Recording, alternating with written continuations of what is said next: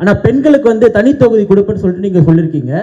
இப்போ இங்கே தனி தொகுதியே பார்த்தீங்கன்னா பெரிய சிக்கலாக தான் இருக்குது. உதாரணத்துக்கு வந்து தனி தொகுதியில் வந்து தேர்ந்தெடுக்கப்படக்கூடிய எம்எல்ஏக்கள் பார்த்தீங்கன்னா, உதாரணத்துக்கு ராசா என்ன சொன்னார்னா, நான் 2 பேருக்கு பிரச்சனை அப்படின்னா நான் வந்து பட்டியல் சமூக மக்களுக்கு ஆதரவாக நான் போய் பேச மாட்டேன், ஏன்னா நான் வந்து எல்லாரும் ஓட்டு போட தேர்ந்தெடுக்கப்பட்டிருக்கேன், நான் பொதுவாக தான் பேசும் அப்படின்னு சொல்கிற கருத்தை வந்து முன்வைக்கிறாரு.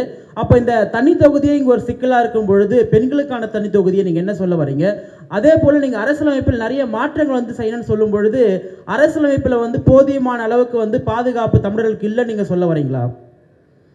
ஆமாம், அதில் என்ன ஐயா உங்களுக்கு இப்போ பெண்களுக்கு கொடுக்குறதுன்னா, இப்போ 3 ஆண்கள் போட்டியிடுற தொகுதியில் என் பிள்ளை 117 இடம் நான் பெண்கள் கொடுத்துருக்கேன்னா, எல்லா தொகுதியிலையும் எல்லா கட்சியும் பெண்களை நிறுத்துறதில்ல. இப்போ 3 ஆண் வேட்பாளர்களோட என் பிள்ளை ஒரு பெண், என் தங்கச்சியோ ஒரு எங்கள் அக்காவோ போட்டியிடும்போது அது சரியில்லை. அப்போது பெண்களுக்கென்று தனியாக இது பெண்கள் தான் போட்டியிட முடியும். இப்போ உள்ளாட்சியில் வந்து அம்மா ஜெயலலிதா 50 விழுக்காடு கொண்டு வந்த மாதிரி இப்படி கொண்டு வந்துட்டிங்கன்னா, அது பெண்களுக்கு சம வாய்ப்பு அரசியலிலும் அதிகாரத்திலையும் கொடுக்குற மாதிரி வந்துடும். அதுதான் சரியான பாதுகாப்பாக இருக்கும், சரியான உரிமை பகிர்வாக இருக்கும். அதை தான் நான் சொல்கிறேன், அதை தான் கொண்டு வரணுன்றேன்.